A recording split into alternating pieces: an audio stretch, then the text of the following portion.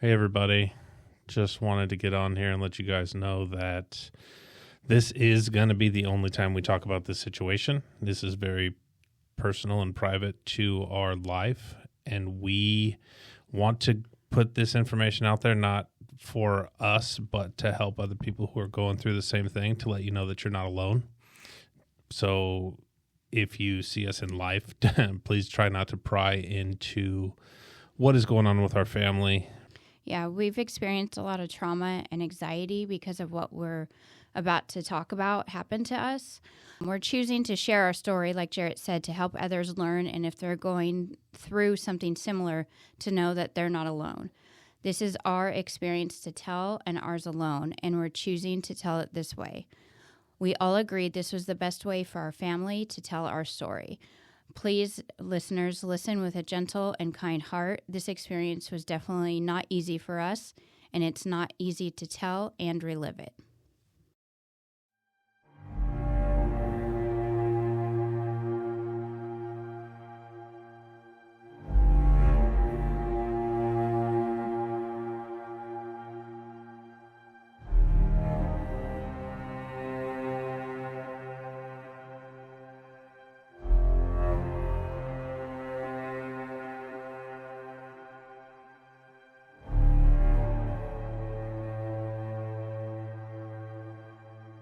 I'm already recording. So. I know. You've been going for a minute. I have. All right, you ready?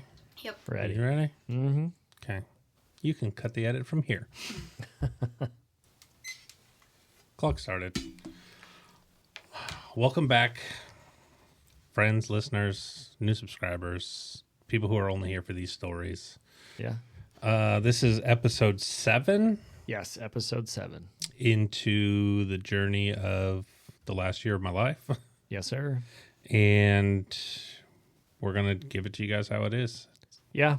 So the last episode we kind of talked about was when you guys were going for your first court date. Right. Yeah. So we led all the way up to court on the Tuesday. Yeah, after they had taken Hunter, it was Yeah. Tuesday, we had court. So, Yeah, the social worker had told you this was going to court. right. So you got your attorneys. Yeah. Well, JJ got an attorney, and I thought they were covering us both. When I got there, I had a public defender, and I didn't know that that was how it went. I didn't know that we each needed representation, and then Hunter had a lawyer.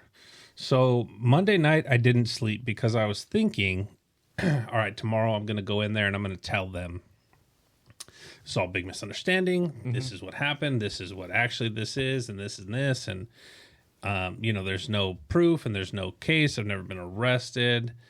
I didn't realize until I got to court on Tuesday and my public defender sat me down and he said, "You're not going to say anything in this room.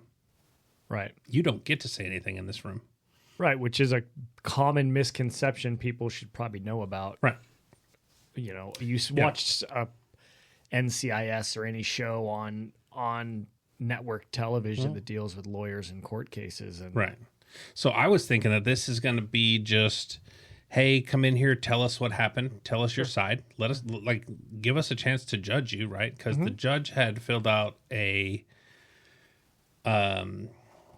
warrant based on information that she was given, but not a factual statements or nothing factual, right? So I didn't know that going in that they had gone in and said all the things that they had said. I thought that this was my day in court and I'm going to go in front of the judge and explain that this is a big misunderstanding. I'm sorry for wasting your time. It was none of that. It was sit in the back of the room and we're going to tell you what you did and how big of a piece of shit you are. And then we're going to judge again. We're going to rule against you. We're going to make a judgment against you. And it was that fast. I mean, like, here's the case. He's this. He's that. He did this. This is why they need to be separated, blah, blah, blah, blah, blah. We walked out of court on Tuesday, and I was like, what in the actual fuck is going on? We were just like, everything went so fast, and all the comments that were made in court about both of us, we were like, Wait. Like, it was kind of like we wanted to, like, pause, like, stand up and be like, hang on, like, put this on pause. Yeah. Like, where is this coming from? Like, we were so, like, shocked, you know? So Yeah. we'll say the evidence, quote unquote evidence, Yeah. The presented from evidence that the CPS or the social worker, they just gave everything to the judge how they interpreted it. Yeah, so... I wouldn't even say how they interpreted it. I would just say, what's a polite way to say this? That there were a lot of keywords on there. The first thing that my lawyer told me when I left there, because remember, we signed a notary. I took my guns to your house because they said, like, they're coming for your guns. Yeah, so we had a notary come over. Yeah. We drafted up like a little contract. Yeah, I that took was actually possession. that was before court. That was Before before we court. even went to court, Yeah. because we were like, you know what? Let's remove the guns from the home. Right. Right. Yeah. Yeah. One less thing for them to Yeah. say. And I took possession of them and put them in my gun safe. Hmm? And then CPS actually reached out to me and asked for photo documentation. So Yeah. I went and opened my gun safe and took photo documentation Right. and provided it to them. Yeah. That's the only. Along this whole time, they didn't believe me. Right. They're like, you could anybody can sign a notary. And I'm like, that's not how notaries work. Okay, whatever. So the only thing my public defender said to me after that case was, I'd get rid of your guns because they want them. That's the only thing he said to me. And then he left. And I was like, this isn't going to fucking work for me. And I mean, the guns. He already didn't have possession. First of all, he didn't have possession even before they took Hunter, because I was the only one that had access to the safe. Yeah. Right. So that Yeah, 'cause was we changed the combination. on this. Yeah. the yeah. combination was changed. So he didn't have access to the guns anyways. But then obviously after they took Hunter, we took the extra precaution of removing them from the house, obviously, Sure. and, you know, and then even after that, obviously they told him, you know, to basically get rid of the guns, like actually Yeah. like sell them, or, you know. Yeah, they were dispose of them. very demandatory. Like, Yeah. you're going to get rid of your guns. So Yeah, because we had discussed different options about what you could do Right. and how you could distribute them to friends, or just if it was adequate enough to have them locked up at my house. Right. And I would have I was 100% waiting for CPS to actually say, well, we want to come to your home Right. and we want you to open your gun safe so we can see what's in there. And I would have said, fine, no problem. Go ahead. Yeah. I you got had them nothing to all. hide there. Yeah. Here's the picture I sent them. Here's the notarized contract that we signed. There they are. Right. yeah. Yeah, so we didn't know what the actual allegations were going into this court date. Which seems strange to me because you always see, like, okay, if you're going to court, the lawyers exchange evidence. Mhm. And so they understand it's not to, I think it's legally you have to exchange evidence, and it's just to look and review the case. Right. I don't think No. to me, that seems like common practice. Again, innocent until proven Yeah. guilty. So the only evidence, I put that in quotes, that they had was the social worker's report. That is their evidence. That's what they base everything off of to start with. So it's assumed that the social worker's word is 100% accurate. Sure. Right. Okay. So what I'm gathering is that when I got off the phone with her and she said this is going to court, she wrote up a report and used a lot of keywords like domestic violence,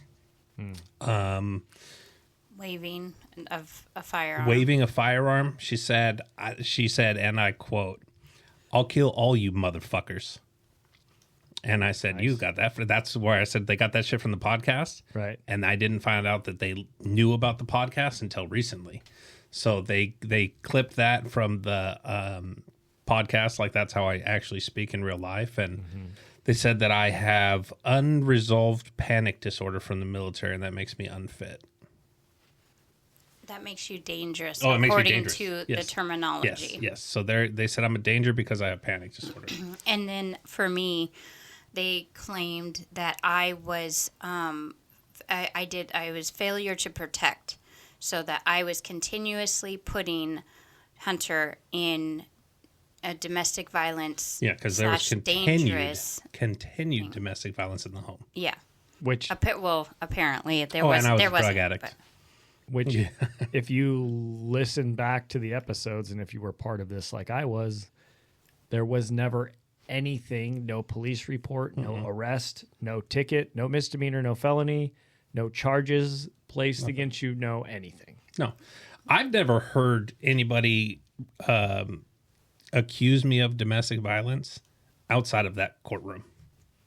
Like, not once ever. Only inside of that courtroom does somebody continuously say, and still continuously, he committed domestic violence and he did this and he did that. And I'm like, what in the fuck is going on? Where you're like, what? Like, there was no domestic violence. So, like, obviously, as everyone heard in previous episodes, like, I mean, when I called for help, it was welfare checks. Yeah. There was no, when you did have the firearm, it was, you were thinking that there was someone inside the home, and you were protecting us. Yeah, in your mind, like that's how it was. Yeah. Your California state law. I mean, it's very black and white. I mean, you can do this inside of your home. You can walk around your house with 10 guns strapped to you at all points. It's your house. It's your You can house. do whatever you want inside your home. Yeah, you can be naked, go crazy. Yeah. Yeah. It's not until you go out into the public. Yeah. It's like saying like, oh, we're going to arrest you for disturbing the peace because you're drunk inside your house. Right. Like, so it's that kind of shit. But the terminology that she used and the way that she worded it is what got the judge to take away Hunter. So it seems like there's a lot of key phrases that are universal. Yeah. Oh, yeah. Which are probably universal to a lot of cases like this, not yours. Yeah. But, domestic violence, brandishing a firearm. Yeah. I can see where they went, it's not a template. Right. But there are definitely key phrases that are probably used in a lot of these cases. Well, you know how to get your job done. You know the terminology that you need to use in your job to get people's asses moving and do what you want them to do. Yeah. As do I. As does anybody who has a job. This is a job for them. It is a surefire way to remove a child is by saying gun, domestic violence, drug use. Sure. Failure And to protect. failure to protect. Continuously, it was painted out that I was like this victim of a woman that couldn't take care of myself or my child. What do they call that? Stockholm syndrome? Did they think you had like Stockholm syndrome? Yeah. Wow. So we get through the first court date, realize what they're saying about us, and JJ's like, this isn't going to cut it. You need a lawyer. Like, you need somebody. Well, yeah, public defenders, for whatever they do, are there to help you kind of navigate the court system. Yeah. Unless you've really got some compelling evidence that you can give to them to clearly define your case, which you do have, and for some reason they didn't look into it. No. A public defender is going to kind of guide you through it and try to lessen the sentencing, Right. or Yeah, they're whatever there to make may a come deal. of it. Yeah. Yeah. And he told me, just plead guilty. I mean, like, he's like, just cop to it. This will be over before you know it. But don't cop to what? Yeah. That's what I said. I'm like, I didn't do any of this. Like, if I did it, sure. Yeah. Hey, I fucked up. I made a mistake. I'm sorry. I'll take my punishment. Right. But no, he was just like, just it's part of the process. Just, do what they tell you, because they had me taking classes and assigned me domestic violence classes and parenting classes. And So they actually assigned them to you, because the last time we spoke, they had kind of suggested. So there was actually never a court order for any of these classes. These are now referrals. Okay. So after court, we were told, we were given like, okay, or like these are the referrals. Our attorneys said, just do all the classes, do all the stuff, and then they'll be happy. And, Okay. yeah, yeah. Their advice pretty much was go with the flow. Just do this because it makes you look better, and then we'll get you your kid back. Don't worry about it. And the each court date, like they were given after like our first one, it's about 6 weeks. Like they kind of do it every 6 weeks for them to Supposed to evaluate you. Evaluate, yeah. Okay. Yeah, and there's a new social worker. We are assigned a new social worker. And you actually had like 3. Yeah, We're on our 3. Third. Yeah. But the overarching theme too in all of this, throughout this entire court process, neither one of you have been able to speak. Correct. No. We've never been able to speak. We've provided a large amount of evidence. Right. Proving that there was no domestic violence, that, even the police had cleared Jerett. So they tried to pull the police records because they're thinking this is a smoking gun, right? So they are like, okay, well, we're going to get the police reports. And I said, okay, there are none. And I've gone so far as to tell my second social worker, I don't have a record. And she says, I know. And I said, so I've never committed domestic violence. She goes, oh, yeah, no, I know. I checked you out. You have no record. Mm-hmm. So I'm like thinking that she's going to then be like, hey, stop saying he's committed domestic violence. Yeah. We made a mistake. And she kept telling us, like, we're tired of hearing about your case over here. Like there's kids out there who really need help, and your son's not one of them. And she's telling us all this shit. And you went, uh-huh. And I went, yeah. Like, okay, you get great. it. Yeah. Yeah. So after the first court date, they only grant us 2 hours a week each supervised visits. Separate. Right. So during this whole time, me and JJ and Hunter couldn't be in the same spot at the same time. Right. So Hunter's at Jackie's. Hunter is with Jackie, yes. Yeah. So we are doing separate visitations, right? Still like not understanding what the fuck is going on. So 2 hours a week, we had to go to social service office and have one of their monitors sit in and watch us interact with our kid for an hour each, 2 days. You get 1 hour a day, 2 days a week. So we go there and then they watch us interact, right? And that lasts for probably the first 6 weeks. I think it was a good couple weeks, and then they were able to approve. They approved you. Yeah. And then and my mom. Yeah, because you would come over to my house. Yeah. And see Hunter, and we would just put you guys in the backyard, and we would just go. We hung out, so obviously we had the window open so we could hear everything you said and made sure you weren't talking about the case or anything like that. But enough to give you your privacy with your son, but enough to also maintain like visuals on us and stuff like that. Yeah. So we're thinking, all right, this social worker's on our side. She's nice. She's telling us all this shit. She's like, I know you don't have a record. I know you didn't do any of this. We're tired of hearing about your case upstairs, like all of this shit. Like my supervisor's so tired of hearing about this because clearly there's not a fucking problem, blah, blah, blah. So she goes on and on and on. So the next court date we get to 6 weeks later, same story. Same fucking story. Domestic violence. He's a bad person.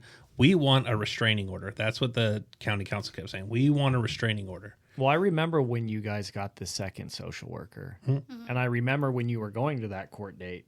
Yeah. Because you guys were so hopeful.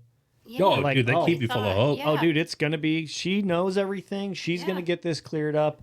We think she's talking to the supervisor and they're all sick of it. So we're going to go to court and we're done. And after today, we're all going to get Hunter back and life's going to go back to normal. We're going to celebrate. We're going to go get dinner. We're going to do something cool. Yeah.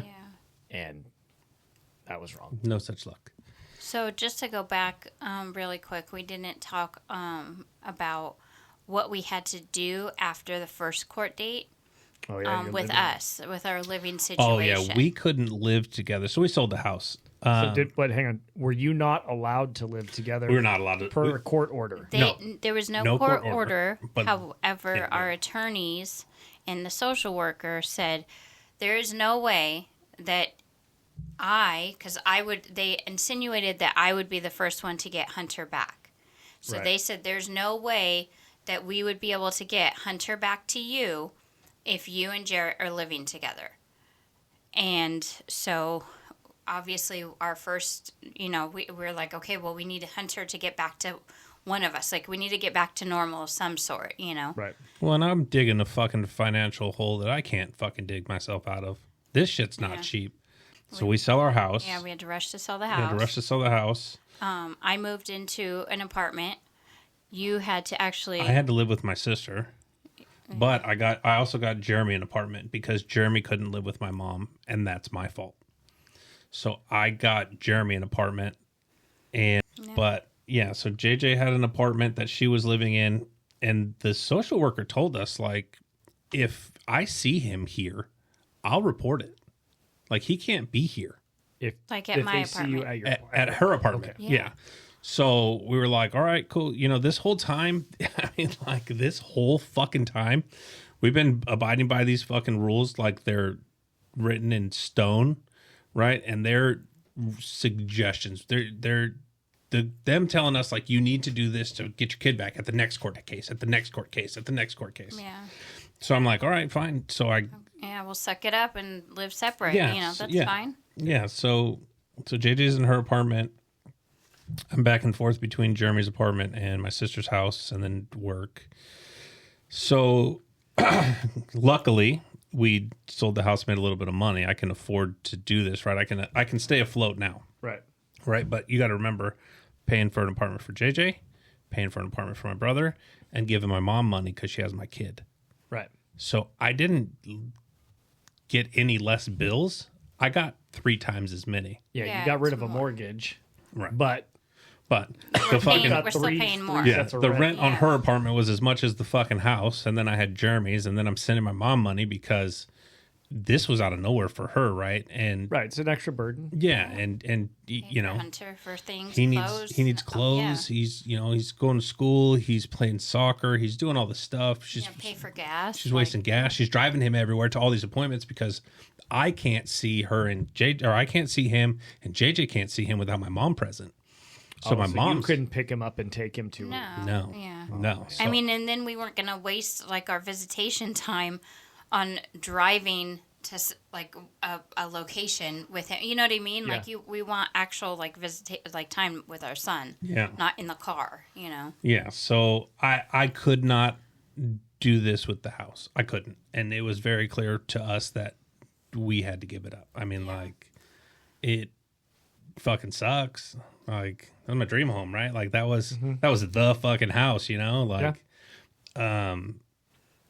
that part sucked a lot. Yeah, but the way that I look at it now, like, it has a lot of bad memories. Sure, it had a lot of good and memories, but towards the end, it's Yeah, towards the end. So Yeah. I mean, even if financially we are able to afford it, like all of us living separate and everything like that, my mental health, I wouldn't have been able to live in that house. Sure. Because that's the house that they took Hunter from. Yeah. right, and it's understandable. There's a lot of trauma attached to that. Yeah. I mean, every time somebody knocked on your door, Oh my God. Still. you'd probably Still. flinch. Still, anytime someone knocks on the door, or I hear police sirens, I'm like I start freaking out for a minute, So I will get into that later, but it's Yeah, so you got to remember too, I had Kevin, and he can't just go anywhere, and I wasn't gonna give up my dog. Like with everything that had been happening to me up until this point, like I'm not losing another dog, right? Like For those of you who don't know, also Kevin is at that point in time, I should say, about 140-pound cane courser. yeah, And he's a lovely dog. He is yeah. my favorite dog next to my own dog. Every time I come over here, I take like 5 minutes to hang out with Kevin. Yeah. He's a lovely animal. I wouldn't want to get rid of him either. I had him at Jeremy's house, right? So Jeremy would leave in the mornings and go to work. He'd take him out in the morning, but Kevin can't sit in the house, in a crate till 6 o'clock at night. So I was in and out of there taking care of him, trying to do that whole thing. Just a lot of back and forth, trying to make things work while trying to figure out what the fuck is going on. Yeah. And we were still not getting any clear answers. I mean, like, whatever. So this shit lasted over a year. Right. And it was the most trying year. It's consistent, right? Every 6 weeks, We'd go to court. We'd have a court, and we'd always have our hopes up, like we were talking about. Yeah. Yeah, we always Yeah. Hey, thought. I finished this parenting class was 12 weeks long. Or we have new proof. Yeah. We got the letter from your you psychiatrist. Got the letter from my psychiatrist. Yeah, that they didn't submit. The letter. it didn't get the submitted. letter actually stated that he had this mental health issue because of the medication. Yeah, you didn't have panic Yeah. disorder. You had a complication due to medication. Yes. Well, I mean, he has panic disorder, Yeah, but yeah. panic disorder does not cause Yeah. anyone to be like aggressive or anything like that. It actually makes them like more like they want to go and like be by themselves. My therapist wrote an 8-page letter Dang. to them about how I was in a mental health crisis due to prescribed medication. She looked up the symptoms. It was serotonin syndrome. Mm-hmm. She did all, she's like, hey, if you read the warning label from the bottle, it says all of these things, manic episodes, all this stuff.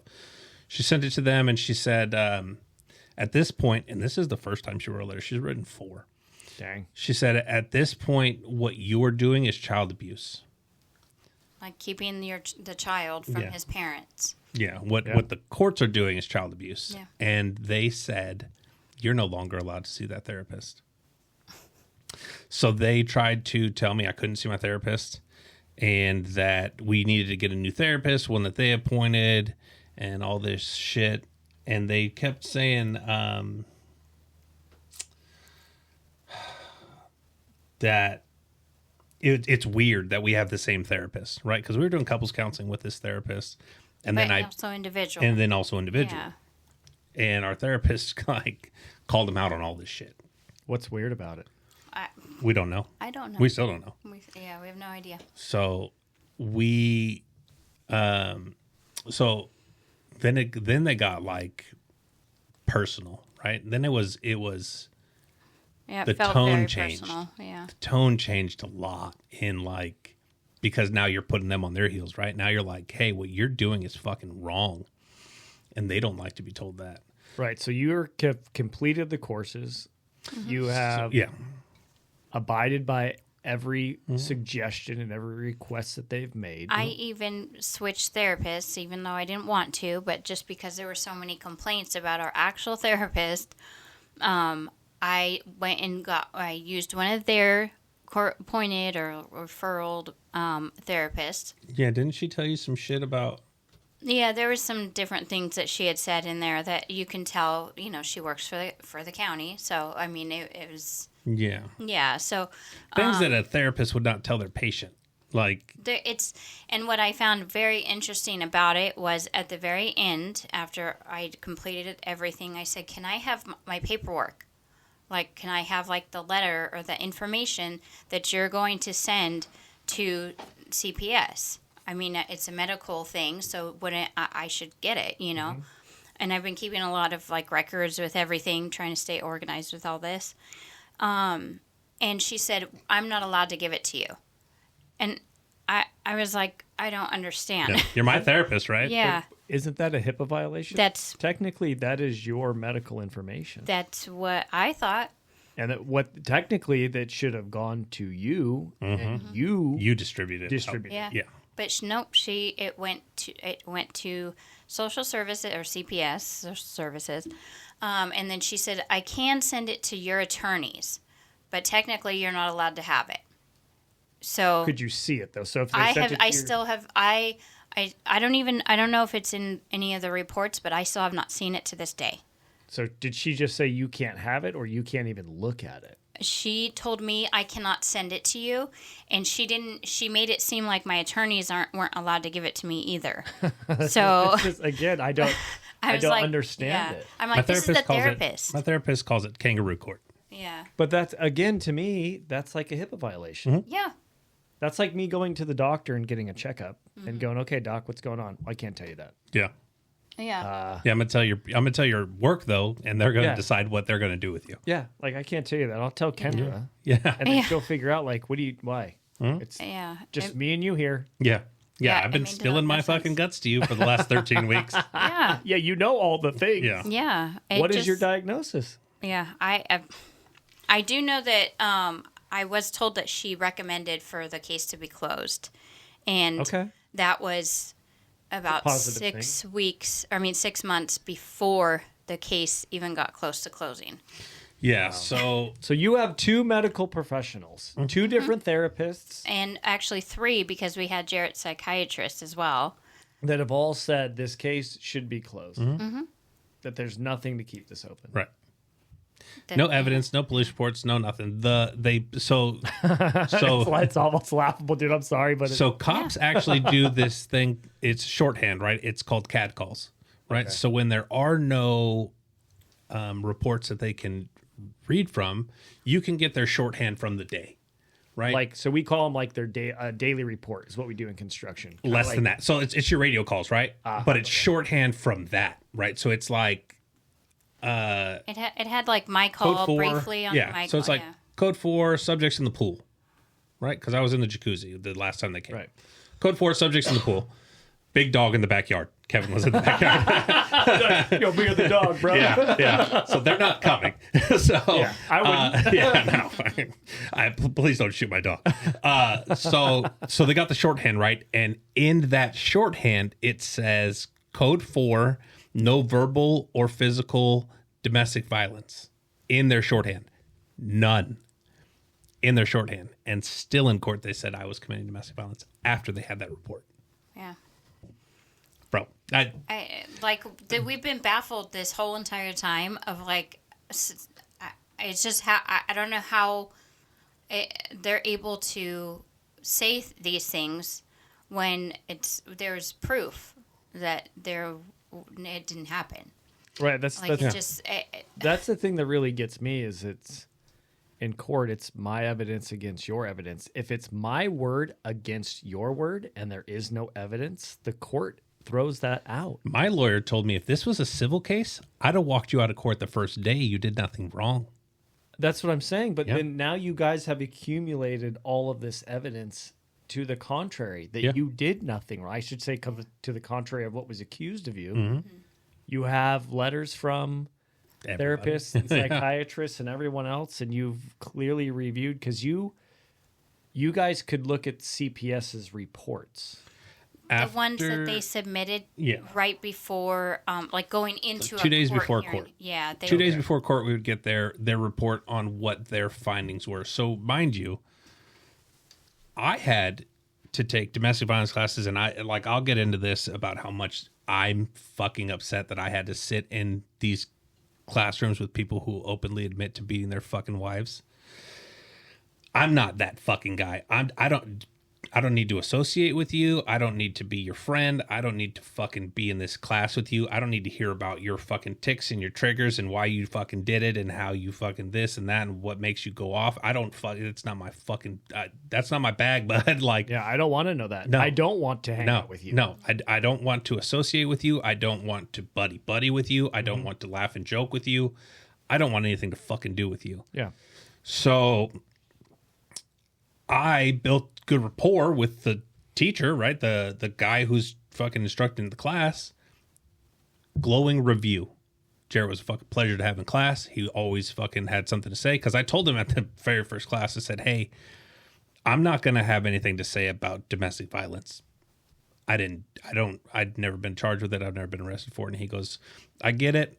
Just try to participate as much as you can. So when things would come up in class that I could relate to like life, right? Like, what'd you notice in this video? And it's like, well, that dad's fucking angry because, you know, his parents were probably angry, and that's the type of parenting that you trickle down to your kids. And then, you know, like, that's what we're trying to wash out of our kids, things like that, right? Like, so I had a perspective on it, right? Not fucking, yeah, when I beat my wife, like no, but like around about things, right? Like why people do the things that they do, human behavior, like nature, shit like that. Right. I had some perspective on it because, you know, I've seen it, and I've been around people who, you know, I had violent fucking stepdads growing up, and I've lived it. So I would always put in my, I don't want to call it 2 cents, but always my like, hey, this is what I think for this thing, or this is what I think for this thing. Right, but you were never like, my name's Jerett, Yeah. and I'm a domestic abuser. Yeah. You know, my name's Jerett, and I'm an alcoholic. It was none of that. Yeah. It was, Yeah. my name's Jerett, and I'm here because the court told me I had to be here. Yeah. So I get through these classes, glowing review. Pleasure to have in class. After the fucking thing, so I finished those in December. So I finished my last domestic violence class in December. Now, this all started in July. Right. So we're in December. So I'm finishing that. My parenting class was 12 weeks long. Teacher, glowing reviews. It's always a pleasure to have you in class. You always, help me out and this and that. And you always, have something to say that's productive and blah, blah, blah. I'm like, all right. So I've got these glowing reviews from these teachers that I've been with for, weeks. Right. So they submit them and my report comes back. Well, Jerett's not trying. He's not fucking doing anything to help himself out. He's really just, doing the bare minimum. You did exactly what they told you. I've done everything they've asked me to do. They told you couldn't live together. Mm-hmm. You sold your house and you all disbanded. Mm-hmm. They told you needed to do these courses. You've done all the courses and, well, for lack of a better term, aced them all. And I know, JJ, you did the same. Yeah. You got reports from your psychiatrist. You were in therapy. You went to separate therapists. You went to the therapist, JJ. Yeah. What else am I supposed to do? I don't even know why you had to do that much. What else? What is the extra credit? You know what's actually funny is because, I felt that, because my attorneys kept saying, ask the social workers if there's any other services that you can do. And so I'd ask the social worker, and she never responded, or she never was like, "Oh yeah, do this." She said, "No, you're fine. As long as you're completing the ones we referred you to." I actually took it upon myself to take extra classes. I took I think 3 or 4 extra classes on, and I paid for them ourselves, and I signed Jerett up for them too, separately, obviously, just to go above and beyond, just to be hey, you know what? We're serious about this. This is not something we're taking lightly. And it didn't even, it was never put in a report. I don't even think that the email was checked. No. It didn't even, no one seemed to care. So through this whole thing, right? So every 6 weeks we go to court. And then they're like, all right, you know what?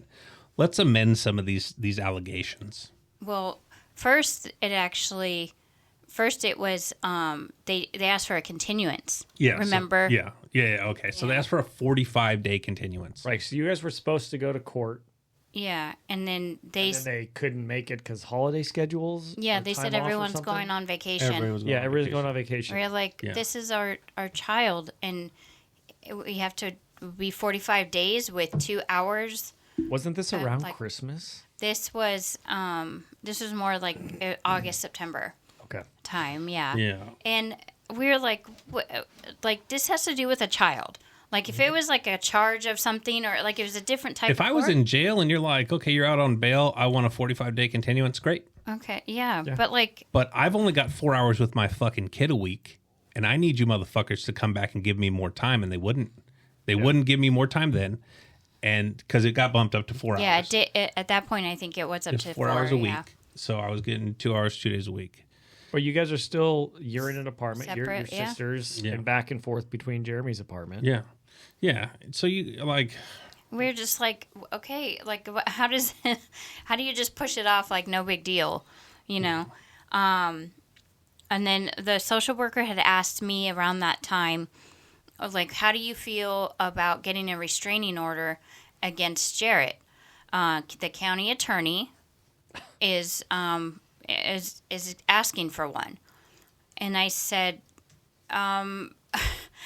this was over the phone, and I was I need to talk to my lawyers because I don't know how to respond to this. Yeah, which is probably the exact correct response. Yeah. I mean, obviously my initial response, I wanted to say absolutely not, because that was, but I was I don't know if me saying absolutely not is going to affect Hunter, affect this whole situation. Well, they were trying to backdoor JJ the whole time and cut her deals. And hey, if you get this restraining order, you can get Hunter back. Yeah. But so that also is, in my mind, that's an admission of guilt. So that So I called my attorneys and I was like, they're asking for this, but I'm like, I'm absolutely like, no, this is not okay. So this was leading up to one of our court dates. Yeah. And JJ's lawyer is actually on the record saying, stop asking for a restraining order.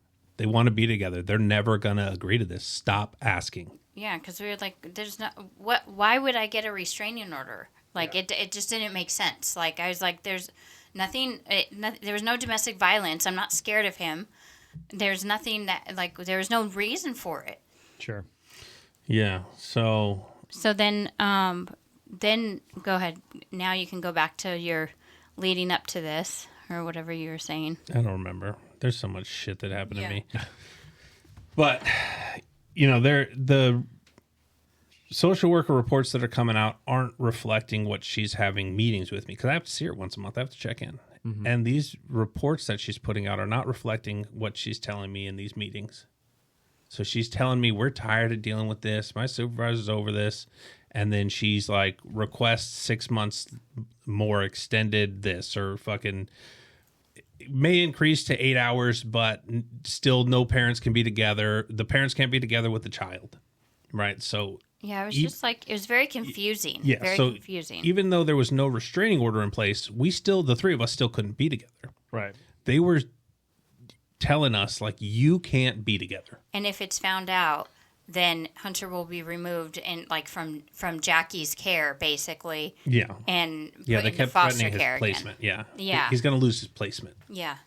So we abided, right? Like, I don't want this shit to happen to my kid. It's not, we're grown-ups, right? Like, and that's what we kept saying. Like, we're adults. We'll figure this out. Right. So yeah, and that was kind of what we had dealt with. I mean, it was just a lot of back and forth. We had all this hope leading up to a court date, or after we talked to the social worker, and then, or even when we submitted like more evidence, Yeah. and then we'd go to court, and then it would be like something even worse. It felt like constantly it was like, okay, like so our lawyers would powwow with county council before the court dates.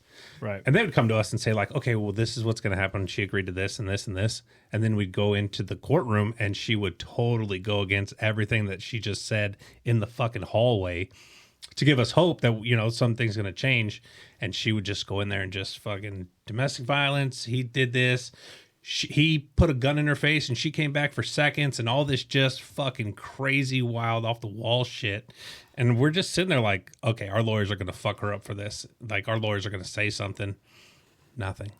They couldn't, and yeah, in court, like it's not like they were, I don't know if they were not able to or what, but no one brought up, well, there was actually no domestic violence. Like, we couldn't actually fight the case. Right. So then there was a point where we asked, like, can we actually fight this case? And so so the attorney said, sure, let's fight it. Let's go and we'll prove that none of this happened.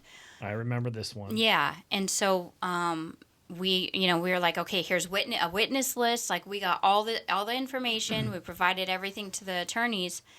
And then, we showed up in court that day and spoke with our attorneys ahead of time. And the attorneys said that if we get on the stand, or if I get on the stand, the county council is going to make me somehow admit that there was domestic violence or I was scared, and then she's going to kick it up to the DA and press charges against Jerett. Since there are no charges, she's going to kick it up to the DA to get charges filed.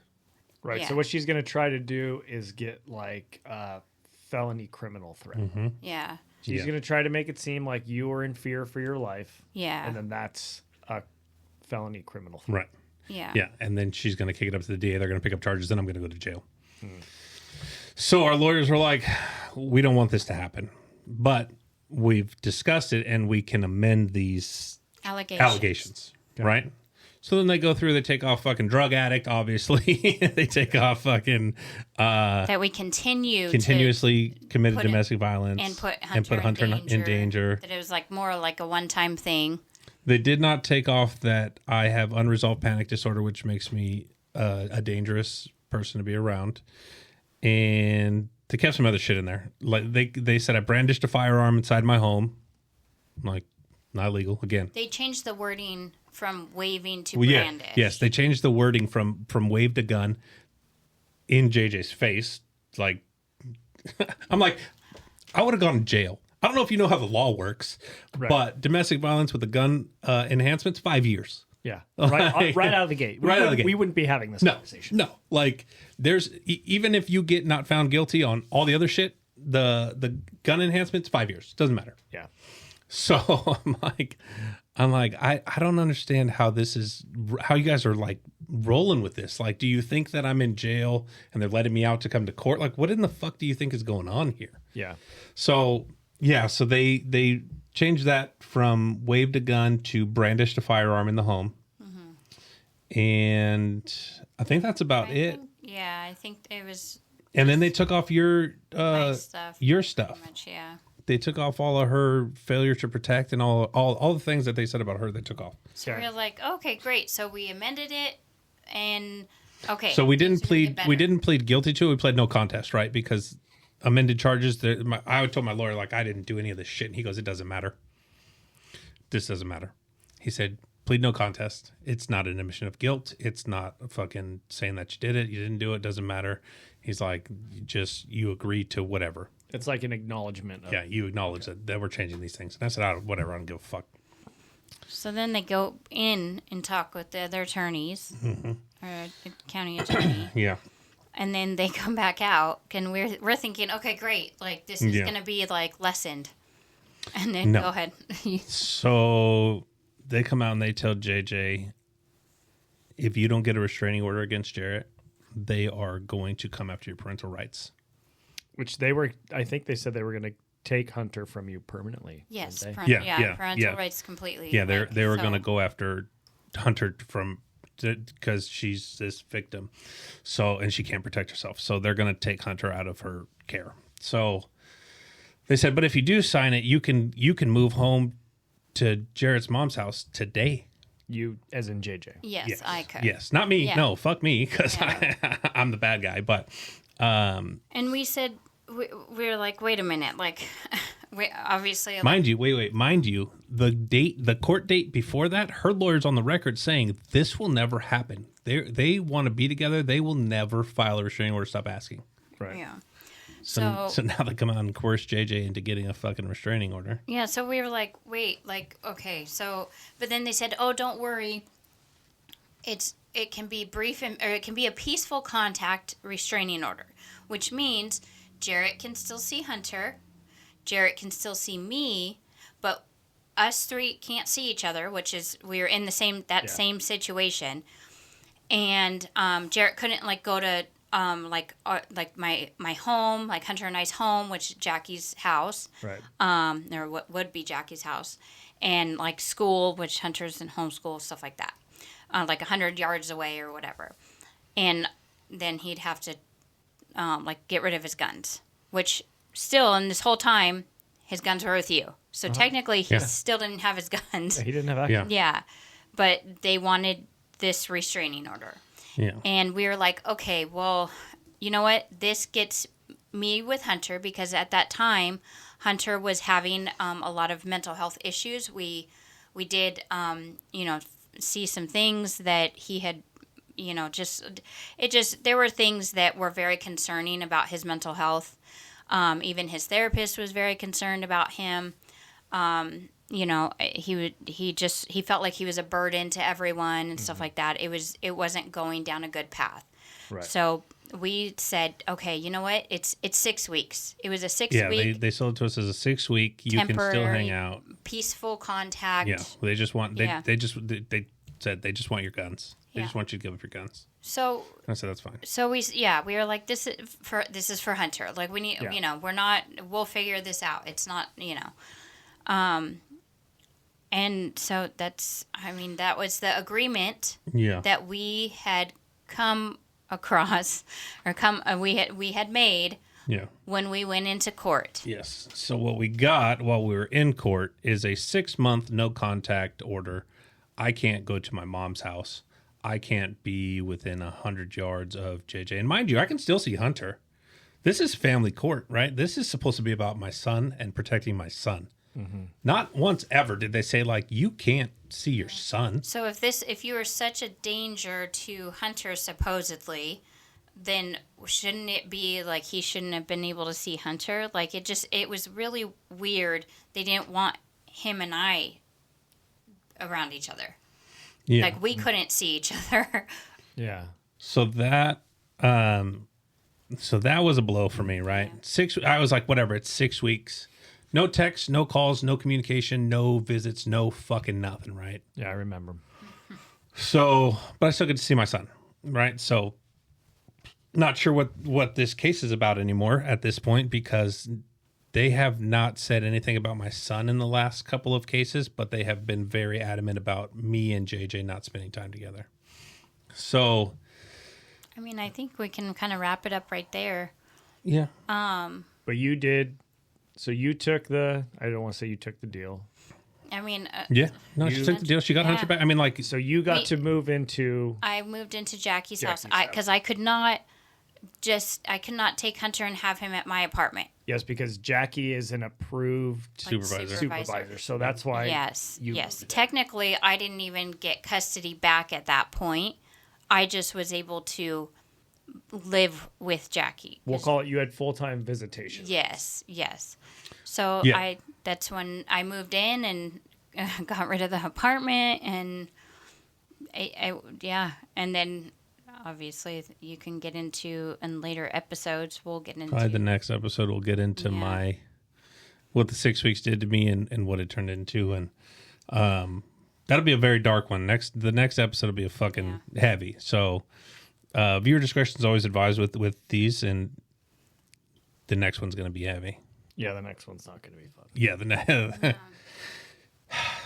That's all you guys. I won't be here. yeah. Oh, thanks, JJ. I appreciate that. The next one fucking is rough. So Yeah. if you or anybody you know is going through anything, reach out, man. Talk to people. Yeah. If you're in a situation like we're in, reach out. We dealt with this for over a year. This whole process that we're going to talk through lasted over a year. And it was the longest year of my fucking life. The most amount of time that I got throughout was 8 hours a week for probably, I would say, 11 months. And the majority of the time it was supervised. And it was, for 11 months, it was supervised. That's wild. Yeah. So try explaining that to your fucking smart ass fucking kid. Well, and how do you explain to your child, any child, mom, dad, and him can't like all hang out? We can't be at his soccer games, all three of us together. Right. Like, what is You that? can't even be on the opposite side of the field. No. No. What does that do to a child? Like us, we can, like we've always been saying, we're adults, we can deal with it. But like, what does that effect do to him, and like even the long lasting effect on him? Like for a year, over a year, he's dealt with us three not being together. As a family, it's definitely affected him. Yeah. So our message is the same. Check in on your friends. Yep. The next episode will explain why we really harp on that. And I hope you guys are staying tuned with the whole series and not popping in and out, because you're going to be lost. You're going to be like, wait, what did I miss? So if you are jumping in on 7, go back to 1. It's a crazy story. If you're coming in later, just go back and listen from the beginning so you get the whole picture. Sure. It is a year's worth of shit that we're jamming into 12 episodes. Yeah, and about 12 hours, probably, give or take. Yeah. So it's a lot of information, and it's real. It happened to me. Yes, sir. It happened to us. Actually, it happened to all of us. So checking on your friends, man, it's important. Yes, sir. And if you're being checked in, I'll be honest. Yeah. Let people know how you're feeling. Nobody knows how to help you if you can't ask for help. Yeah. Yeah. So these are fucking heavy. These suck. These are rough episodes, man. I know. I don't like talking about any of it. Yeah. I really struggle. But the best way out is through. Yeah. 100%. So with that, I've been Jerett. I've been JJ. And I've been Jack. And this is Shattered Wisdom Podcast.